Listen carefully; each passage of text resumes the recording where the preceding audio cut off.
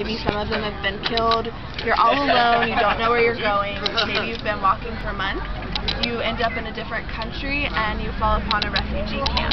So you're surrounded by the buzz of people in different languages around you. You don't know what's going on. And then you're asked to fill out a form with your information. Maybe you can't write, maybe you can't read, and it's in a different language. Exactly. So then another thing that they're going to give you is a ration card. This is going to be the only way that you get food every week. And so you have to keep this.